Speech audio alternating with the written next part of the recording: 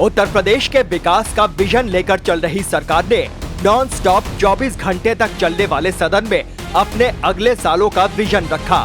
दरअसल यूपी विधानसभा में विकसित भारत और विकसित उत्तर प्रदेश विजन डॉक्यूमेंट पर 24 घंटे का विशेष सत्र आयोजित किया गया। इस दौरान सीएम योगी ने अगले 22 सालों के लिए उत्तर प्रदेश की विकास योजनाओं और रूपरेखा पर विस्तार से चर्चा की। विधानसभा की कार्रवाई 13 अगस्त से शुरू होकर 14 अगस्त तक नॉन स्टॉप 24 घंटे तक चली। सत्र के आखिरी चरण में सीएम योगी ने विपक्ष के मुद्दों पर एक एक कर जवाब दिया। हालांकि सदन की शुरुआत में नेता प्रतिपक्ष माता प्रसाद पांडे ने सरकार के आगे सवालों की एक लंबी फहरिस्त रख दी, लेकिन इस विशेष सत्र में सरकार भी सवालों से पीछे हटने के लिए तैयार नहीं थी। सिर्फ इसलिए ही सीएम योगी ने माता प्रसाद पांडे के एक एक सवाल के फुर्सत से जवाब भी दिए। बिजली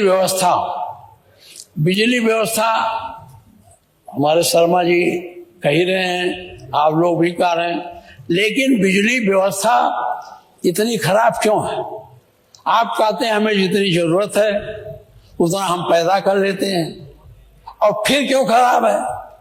इसके गहराइयों से सोचने की जरूरत है। कहाँ कमी है, कहाँ रह गई है? आपने माननीय अखिलेश जी ने जितने उत्पादन के केंद्र बनाए थे उससे कई गुना बढ़ाया, क्योंकि बिजली की मांग उससे कई गुना बढ़ गई। अब हर छोटा घर भी जिसके पास है, कुछ भी नहीं है, वो भी चाहता मेरे घर में बल्ब जलाए। तो जब बिजली की मांग बढ़ी तो उसी अनुसार उत्पादन बढ़ाना चाहिए। आप कोयले से बिजली बनाते हैं, महंगी बनती है। पहाड़ हमारे हाथ से निकल गए, उत्तराखंड में चले गए।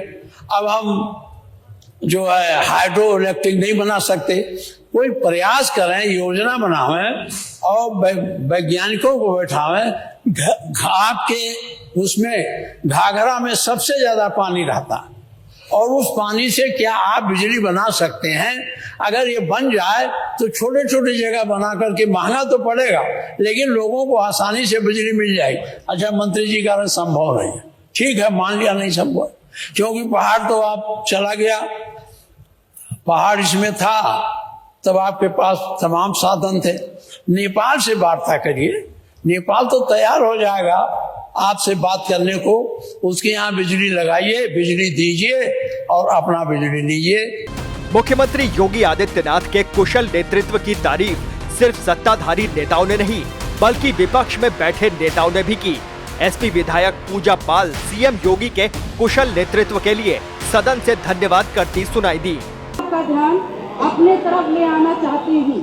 मैंने अपना पति खोया है जो इस सदन के माननीय सदस्य थे। ये बात किसी से छिपी नहीं है, पूरा सदन जानता है कि उनकी हत्या कैसे हुई थी और किन लोगों ने की थी। मैं धन्यवाद देना चाहती हूँ माननीय मुख्यमंत्री जी को, जिन्होंने मेरे छुपे हुए उन आंसुओं को देखने का काम किया जो वर्षों में किसी ने देखने का काम नहीं किया। मेरा दुख, मेरा तकलीफ माननीय मुख्यमंत्री जी ने देखने का काम किया और सही मायने में मुझे न्याय दिलाने का और देने का काम किया। माननीय अधिष्ठाता महोदय जी, मुझ जैसे पता नहीं कितने प्रयागराज में पीड़ित परिवार को माननीय मुख्यमंत्री जी ने ऐसे अपराधियों को दंड दे करके उनको न्याय दिलाने का काम किया है। और कल शायद मेरी प्रयागराज की जनता मुझे सुनेगी तो वो लोग भी माननीय मुख्यमंत्री जी को धन्यवाद देने का काम करेंगे पुनः दोबारा। और माननीय अध्यक्ष जी, मेरे जैसे पता नहीं कितने महिलाओं की सिंदूर को मिटाया गया, पता नहीं कितने माताओं की गोदी सूनी कर दी गई। मैं धन्यवाद देना चाहती हूँ ऐसे मुख्यमंत्री जी का, जिन्होंने जीरो टॉलरेंस ला करके, पॉलिसी को ला करके, अपना करके अपराध और माफिया अतीक अहमद जैसे अपराधियों को मट्टी में मिलाने का काम। आज प्रयागराज अधिष्ठाता महोदय जी, आज प्रयागराज ही नहीं अपितु पूरा उत्तर प्रदेश की जनता आज माननीय मुख्यमंत्री जी के तरफ विश्वास की नजर से देखता है कि कोई भी प्रदेश का कोई भी माफिया या भू माफिया हमारे भाई की तरफ, हमारी महिलाओं की तरफ, हमारी बहनों की तरफ बुरी नजर से उठा के देखने का काम करेगा तो उस हर अपराधी को मिट्टी में मिलाने का काम किया जाएगा। मुख्यमंत्री योगी ने अपने संबोधन के दौरान गोवंश पर भी अपनी बात रखी। यही नहीं, उन्होंने विपक्ष को ये भी कहा कि उन्हें गौ माता का श्राप लग चुका है, इसलिए 27 में वापसी के सपने भी देखना बंद ही कर दें। कब से लोकतंत्र में लोगों का विश्वास हो गया, इनके मुंह से ये शब्द शोभा नहीं देते हैं। स्वाभाविक रूप से संभल में जो नंग तांडव इन्होंने समाजवादी पार्टी सरकार के समय किया था, आज जब वहां पर उसका शुद्धिकरण का अभियान चल रहा है, तो अगर आपको हवन डालना है तब तो ठीक बात है, लेकिन अनावश्यक रूप से हर एक जगह न्यूसेंस क्रिएट करना, अपनी नकारात्मकता से उस क्षेत्र के विकास को अवरुद्ध करना, संभल हो, बहराइच हो या गोरखपुर, ये समाजवादी पार्टी हर जगह यही करती है। गोरखपुर के विरासत गलियारे के बारे में पंडित जी आप तो इतने वरिष्ठ हैं, लोग आपको अनावश्यक रूप से मोहरा बना करके आपके कंधे पर बंदूक रख करके, अब आपको कम से कम इस उम्र में इस बात का ध्यान रखना चाहिए कि इस उम्र में सब नहीं होने देना चाहिए, जो आपके कंधे में बंदूक रख करके निशाना साधने का प्रयास कर रहे हैं। आपके 3 दिन पहले मैं स्वयं उस विरासत गलियारे का दौरा किया था, मालूम है ना। मैं एक व्यापारी से बात किया था और बातचीत करके, वो गोरखपुर की सबसे पुरानी मंडी है, आप तो गोरखपुर में पढ़े भी हैं, और सबसे पुराना बाजार है। विरासत की राजनीति पर भी सीएम योगी ने विपक्ष को आड़े हाथों लिया। उन्होंने नेता प्रतिपक्ष माता प्रसाद पांडे को विरासत की राजनीति का पाठ भी पढ़ाया।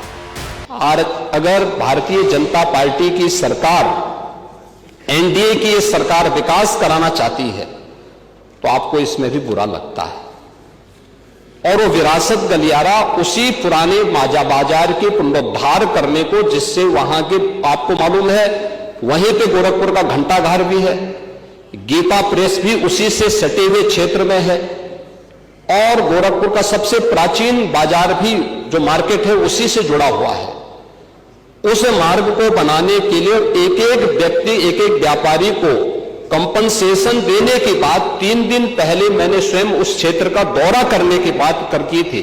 उसके बाद राजनीति करने के लिए आप गए थे। भारतीय जनता पार्टी ने नहीं, बल्कि गोरखपुर के व्यापारियों ने आपका विरोध किया था, क्योंकि विरोध इसलिए भी किया था क्योंकि केवल वहीं का व्यापारी नहीं, प्रदेश भर के व्यापारी में समाजवादी पार्टी की चारों सरकारों के समय में जो भय और दहशत था, जो उनसे गुंडा टैक्स वसूली किया जाता था, उसके कारण व्यापारियों में आपके प्रति जो आक्रोश है, बार बार उसका खामियाजा समाजवादी पार्टी को भुगतना पड़ा था, और व्यापारी इसी बात को लेकर आशंकित थे। सपा सरकार के दौरान सैफई महोत्सव की रौनक हर किसी ने देखी है। सीएम योगी आदित्यनाथ ने सैफई महोत्सव को लेकर भी समाजवादी पार्टी से सवाल किया। वहीं दूसरी ओर डिप्टी सीएम ब्रजेश पाठक ने भी सदन में सपा के गुंडा राज के चिट्ठे को खोलने का काम किया। उन्होंने बताया कि किस तरह से सपा सरकार में गुंडा राज फैला हुआ था। विधानसभा की नॉन स्टॉप कार्यवाही सीएम योगी के संबोधन के साथ ही पूरी हो गई। इस नॉन स्टॉप में सदन में तमाम बड़े फैसले भी लिए गए हैं, जिनमें बांके बिहारी न्यास बड़ा फैसला माना जा रहा है। Team news watch India.